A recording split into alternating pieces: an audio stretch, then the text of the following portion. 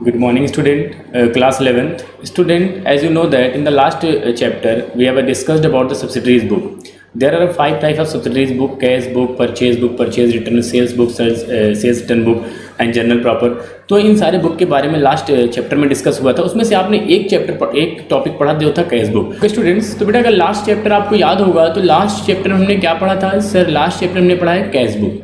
तो cash book में बेटा एक चीज बताई गई कि द ट्रांजेक्शन हुआ रिलेटेड टू द कैश और bank nature that is record in the cash book. ठीक है, तो हमने ट्रांजेक्शन को दो कैटेगरी में सेट कर लिया, एक कैश नेचर के ट्रांजेक्शन और दूसरे नॉन कैश नेचर के ट्रांजेक्शन।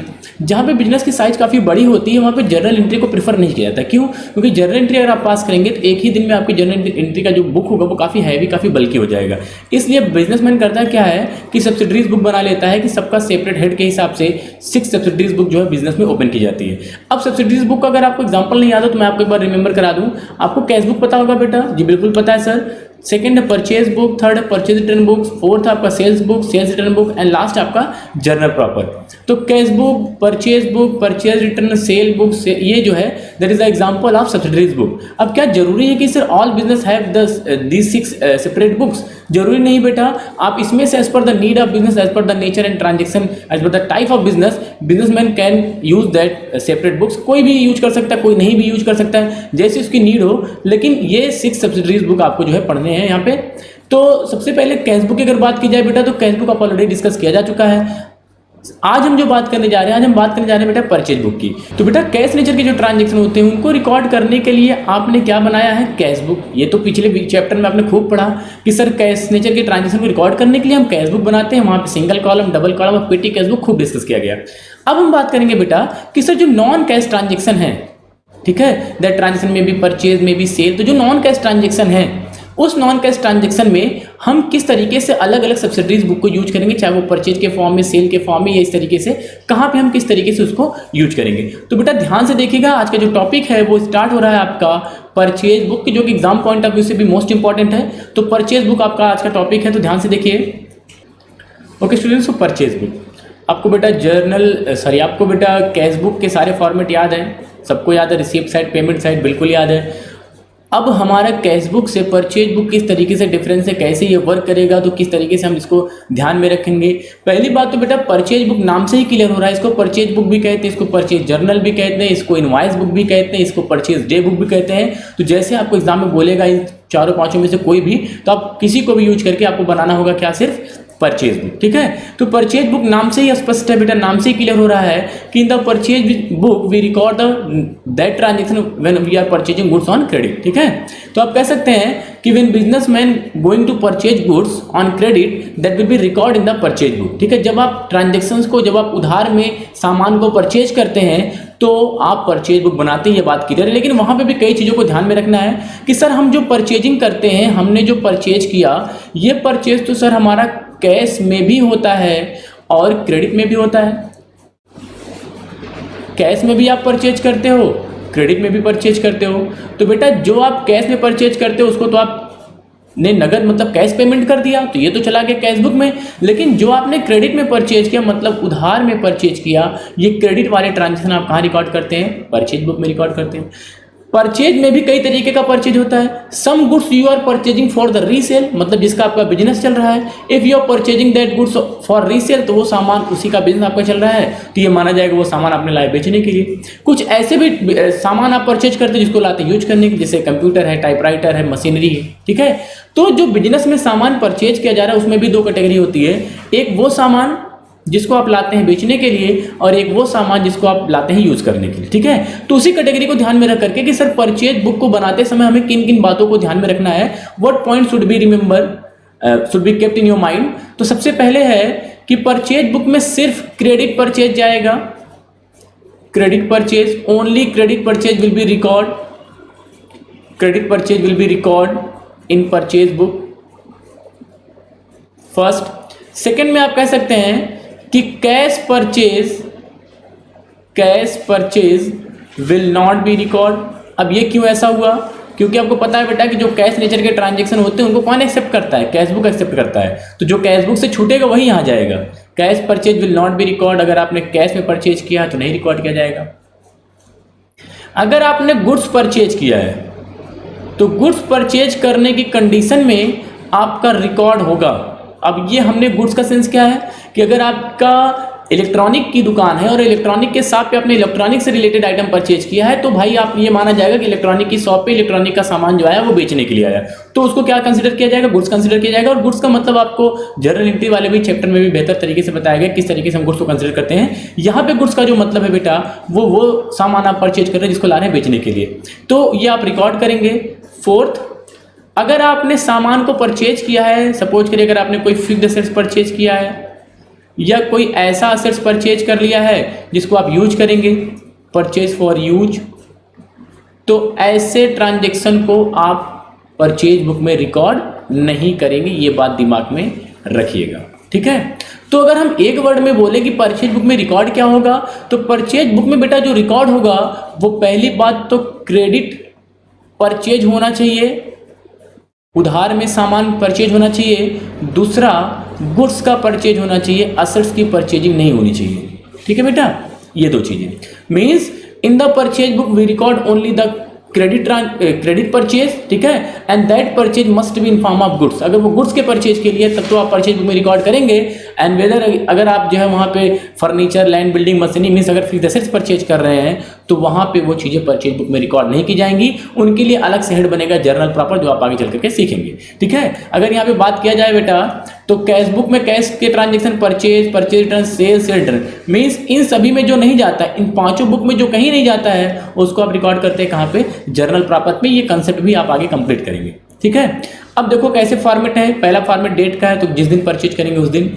नेम ऑफ सप्लायर, भाई पार्टी का नाम तो याद ही रखेंगे, जहां से आपने सप्लायर का मतलब होता है जिससे आप उधार मिलाते हैं, तो नेम ऑफ सप्लायर वो उसका नाम रखेंगे। बिल नंबर जरूर रखेंगे, भैया बिल नंबर क्या है, सपोज दैट बिल का नंबर 421 है तो 421। एलएफ लेजर फोलियो कहाँ पोस्ट करेंगे। डिटेल में कैसे क्या करना है बेटा कि सपोज करो 10,000 रुपये का सामान, तो चलो ठीक है 10,000 का सामान, अगर इसमें टीडी वगैरह है तो यहीं से लेस कर देंगे, टीडी 10% माइनस कर देंगे, सपोज करो 10%, तो ये माइनस कर देंगे। माइनस करने के बाद जितने सामान कीमत आई, अब अगर जीएसटी की बात किया है तो आप यहाँ पे जीएसटी ऐड करेंगे। जीएसटी में भी 2-3 जीएसटी होती है, सी जीएसटी, एस जीएसटी और आई जीएसटी। अब सी जीएसटी कितना लग रहा है, एस जीएसटी कितना लग रहा है, क्योंकि आपको पता है बेटा अगर आपने जीएसटी वाला चैप्टर ध्यान से पढ़ा होगा तो इन दोनों जीएसटी में ऑप्शनल रहता है, सी और यस, या तो ये लगेंगे अदरवाइज कौन लगेगा, इनपुट आई जीएसटी, ठीक है। तो सी जीएसटी एस जीएसटी दोनों एक साथ लगते हैं, अगर आई जीएसटी की बात होती है तो वो सिर्फ अकेले लगता है। तो ये आपको लास्ट चैप्टर में डिस्कस किया गया है। इस तरीके से जब आप यहाँ पे टोटल हो जाएगा तो आप कॉस्ट वाला कॉस्ट वाले कॉलम में रखेंगे, जीएसटी वाला जीएसटी वाले कॉलम में रखेंगे, और इसके बाद टोटल वाला टोटल वाले कॉलम में रख देंगे, ठीक है। ये डिटेल दिखाएंगे। चलो ठीक है बेटा, इसको एक क्वेश्चन करके देखा जाए किस तरीके से हम जो है ट्रांजेक्शन को सेट करते हैं। So first transaction about the purchase goods from Surya electric store, Chandni Chowk, Delhi on credit. आपको पता है कि दिल्ली में दुकान है आपकी, ऊपर ही लिखा गया कि पवन जो है, पवन का इलेक्ट्रॉनिक स्टोर जो वो कहाँ है, वो आपका नई दिल्ली में है। ये आप पहले से जान रहे हैं। और सबको अगर नहीं याद होगा तो याद हो जाना चाहिए बेटा कि अगर हम सेम स्टेट में परचेज करते हैं, जिसको आप इंट्रा स्टेट बोलते हैं, तो वहाँ पे जीएसटी जो अप्लीकेबल होती है वो सी जीएसटी अप्लीकेबल होती है, और कौन सी, एस जीएसटी अप्लीकेबल होगी विद इक्वल परसेंटेज। तो purchase goods from Surya electronic store, Chandni Chowk, Delhi on credit. अब देखो केस सेटिस्फाई हो रहा है, सर उधार है तो जाएगा। आपने इलेक्ट्रॉनिक का ही सामान परचेज किया, इलेक्ट्रॉनिक की ही दुकान है, तो मतलब आपने गुड्स परचेज किया है, तो इसको रिकॉर्ड किया जाएगा। कैसे रिकॉर्ड करेंगे, फॉर्मेट आपका होना चाहिए सामने, इस तरीके से ऊपर लिख देंगे परचेज बुक गुड। आपने डेट रख दिया यहाँ पे जून 2, तो लिखेंगे यहाँ पे जून 2, यहाँ पूरा नाम लिखेंगे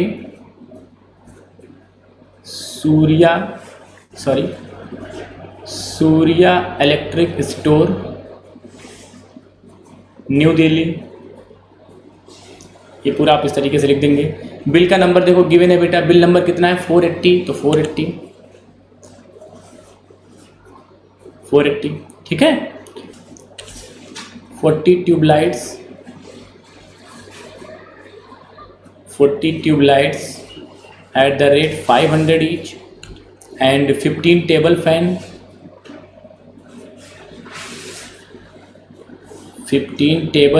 at the rate 2000 each। तो मुझे लगता है कोई डाउट की बात नहीं, जितना लिखा उतना रख दिया। मल्टीप्लाई करेंगे, डिटेल में कैसे जाएगा ध्यान से देखिएगा। ये आपका हो जाएगा ऊपर वाला 500 × 40 20,000, 20,000। इसके बाद ये आपका हो जाएगा 30,000, ठीक है, ये डिटेल हो गई। इसके बाद आपने इसको ऐड किया तो ये हो गया 50,000। अब आप ध्यान से देखेंगे क्वेश्चन में ट्रेड डिस्काउंट 20%, सबको पता है कि अगर किसी क्वेश्चन में ट्रेड डिस्काउंट की बात करता है तो सबसे पहले आप टीडी को लेस करते हैं, तो less the value of TD less trade discount, what percentage 20%, so 20% of 50,000 that will B 10,000। Subtract कर दीजिए बेटा, कितना आ जाएगा 40,000, ठीक है। तो ये 40,000 आपकी जो है सामान की कीमत हो गई। जीएसटी की भी बात किया है इसमें 6%, तो चूंकि इंट्रा स्टेट सेल आपको पता है कि दिल्ली के ये भी और ये भी दिल्ली में सामान परचेज किया जा रहा है, तो CGST GST आप अप्लीकेबल करेंगे। ऐड करिए, ऐड परचेज की कंडीशन में इनपुट GST लगता है, add input CGST eight the rate 6%, same input SGST eight the rate 6%। तो कर लीजिए, कितना हो जाएगा बेटा 2,400 for CGST, 2,400 for SGST and total value will be 44,800। Very good, कर दीजिए यहाँ पे बेटा 40,000 ये कॉस्ट हो गई इसकी, सामान की कीमत 40,000, 2,400 CGST, 2,400 SGST और इनपुट IGST में डैश कर देंगे क्योंकि आपको पता है कि GST जो है वो ऑप्शनल चलता है, या तो CS एक साथ लगेगा अदरवाइज IGST लगेगा। और टोटल जो सामान की कीमत हो गई वो हो गया 44,800। पहला बिल बन गया आपका। सेकेंड देखिए, जून 10 bought goods from new light traders Connaught place new Delhi on credit invoice number 2310 ये आपका इनवाइस नंबर है। तो पहले नाम लिखेंगे आप, पहले आप ये चीज़ें असरटेन करिए कि क्या यहाँ पे सामान को उधार में परचेज किया जा रहा है, क्रेडिट है। तो देखिए साफ साफ लिखा है बेटा कि दिल्ली से जो सामान परचेज किया गया वो क्रेडिट है। तो दो बातों का ध्यान में रखना है, असेट्स का परचेजिंग नहीं होना चाहिए और सामान कैश में परचेज नहीं होना चाहिए। यदि आपको परचेज बुक में रिकॉर्ड करना है तो वहाँ पे वो क्रेडिट नेचर का ट्रांजेक्शन होना चाहिए और गुड्स की परचेजिंग होनी चाहिए, मतलब जिसका आप बिजनेस कर रहे हो। तो ठीक है, लिखिए यहाँ पे न्यू लाइट ट्रेडर्स, नाम लिखेंगे जून 10, ये आपका एक हो चुका है, जून 10 डेट, पार्टी का नाम है, सप्लायर का नाम new light traders new Delhi, ठीक। डिटेल लिखिए क्या क्या परचेज किया है। 10 सीलिंग फैन है 3,000 ईच, तो 10 ceiling fan eight the rate 3,000 each. Next है 20 electric iron ₹500 each, 20 electric iron eight the rate 500 each, ठीक। ट्रेड डिस्काउंट 10% है तो पहले इसको मल्टीप्लाई करके अमाउंट लिखिए। 3,000 के हिसाब से 10 सीलिंग फैन का 30,000, 20 इलेक्ट्रॉनिक आयरन के हिसाब से कितना हो जाएगा, 20 इलेक्ट्रॉनिक आयरन का 500 के हिसाब से 10,000 ऐड कर दीजिए, कितना हो गया 40,000, ठीक है। देख लीजिए ये आपका 30,000 हो जाएगा, यहाँ पे 500 के हिसाब से 20 का 10,000, तो 40,000 हो गया। लेस करेंगे TD तुरंत, less trade discount, percentage given है 10% एट द रेट 10%, तो यहाँ माइनस कर देंगे बेटा, तो 10% ऑफ 40,000 4,000 आएगा। नाउ सामान की कीमत कितनी हो गई 36,000। ऐड करिए इनपुट CGST,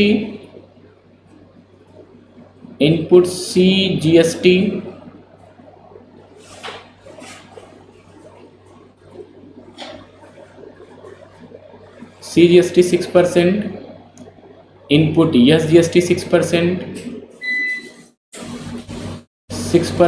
ओके स्टूडेंट्स, तो 6% फॉर CGST 2,160, आप कर लीजिएगा कैलकुलेशन 2,160। ऐड कर दिए, टोटल अमाउंट कितना हो जाएगा बेटा, यह आपका हो जाएगा 40,320, 40,320 रुपये, जिसमें से कॉस्ट अगर हम देखें तो कॉस्ट है 36,000।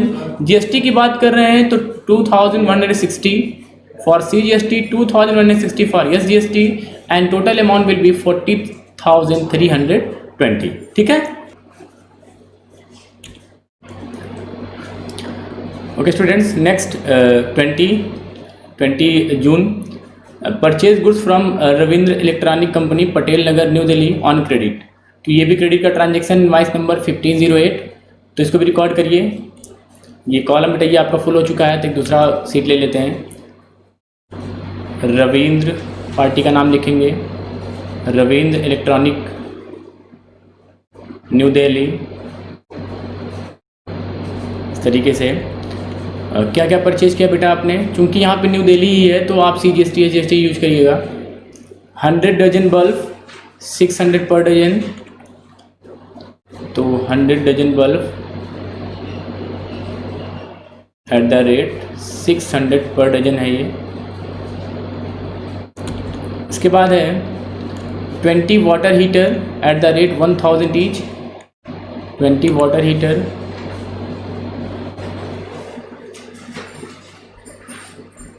Eight the rate 1000 each. 8 invoice bill number 1508 multiply करिए तो 60,000 आपका हो जाएगा ये बल्ब का 60,000 एंड 20 वाटर हीटर भी आप 20,000 आपका हो जाएगा वाटर हीटर का। टोटल ऐड करेंगे तो ये आपका हो जाएगा 80,000। इसके बाद तुरंत वैल्यू लेस करेंगे आप ट्रेड डिस्काउंट का, कितना परसेंट है 10%, सॉरी 25% गिवन है तो 25%, 25% for trade discount, trade discount तो 25% ऑफ 80,000 ये हो जाएगा आपका 20,000। लेस कर देंगे TD की वैल्यू को तो आपको एक्चुअल कीमत पता चल जाएगी कितनी हो जाएगी 60,000। ठीक है, अब 60,000 पे आप ऐड करेंगे CGST के SGST, add input CGST, add input SGST 6% and 6% आप कर देंगे तो 60,000 का 6% 3,600 एंड 3,600 टोटल ऐड कर देंगे तो ये आपका हो जाएगा 67,200। ठीक है, अब इसमें से कॉस्ट कितनी बनेगी बेटा 60,000 की, CGST 3,600, SGST 3,600 और आपका फाइनल जो अमाउंट जाएगा वो 67,200। ठीक है, नेक्स्ट आपका bought from Sunny land Lajpat Nagar new Delhi for cash. आपको बताएगा बेटा कि जो हम क्रेडिट में परचेज करेंगे तभी वो ट्रांजैक्शन परचेज बुक में रिकॉर्ड होगा। यहाँ पे आपने परचेज तो किया लेकिन किस में किया, कैश में, तो कैश नेचर का ट्रांजैक्शन जो होगा वो कैश बुक रिकॉर्ड करेगा, यहाँ पे परचेज बुक में नहीं जाएगा, तो ये ट्रांजैक्शन आप रिकॉर्ड नहीं करेंगे। 28 वाला देखिए, bought from fashion furniture house Chitra Gupta road new Delhi on credit. तो आपने यहाँ उधार में सामान तो परचेज किया लेकिन आपने परचेज क्या किया, चेयर और टेबल परचेज किया है, जबकि आपकी दुकान किसकी है, इलेक्ट्रॉनिक की दुकान होती है। ये सामान जो आप परचेज कर रहे हैं ये आप ला रहे हैं यूज करने के लिए। ठीक है, तो जो सामान आप लाएंगे रीसेल करने के लिए वही आपका रिकॉर्ड किया जाता है। अगर आपने सामान उसको यूज करने के लिए परचेज किया या फिर ड्रेसेस वगैरह परचेज किया है तो वो परचेज बुक में नहीं जाता, इसलिए इसको भी आप रिकॉर्ड नहीं करेंगे। ठीक है, तो आप परचेज बुक का टोटल कर लीजिए बेटा। ये आपका ये फर्स्ट जो है सूर्या इलेक्ट्रॉनिक से, सेकंड आपका जो है न्यू लाइट से एंड थर्ड जो है वो आपका रविंद्रा इलेक्ट्रॉनिक से, वहाँ पे आप ऐड करके जो है ये कर लीजिएगा। ये आपका हो जाएगा टोटल परचेज तीनों कॉलम का। यहाँ से स्टार्ट होगा आपका ये अमाउंट और लास्ट फाइनल जो होगा वो ये जो आपका बनेगा ये बेटा ये टोटल परचेज हो जाएगा। ये CGST SGST और आपका ये टोटल कॉस्ट। ठीक, कर लीजिएगा बेटा, कोई डाउट की बात नहीं है, ईजी है। नेक्स्ट है होमवर्क के तौर पे बेटा आपको subsidiary book, what do you mean by subsidiary books. Next है टाइप्स आपको डिफाइन करना है, एक स्पेसिमेन बनाना है परचेज बुक का, किस तरीके से परचेज बुक का कॉलम होता है, और प्रैक्टिकल क्वेश्चन आपको सॉल्व करने 1 और 2 ये अपने चैप्टर से सॉल्व कर लीजिएगा। Okay students, so that is enough for today, thank you, have a nice day.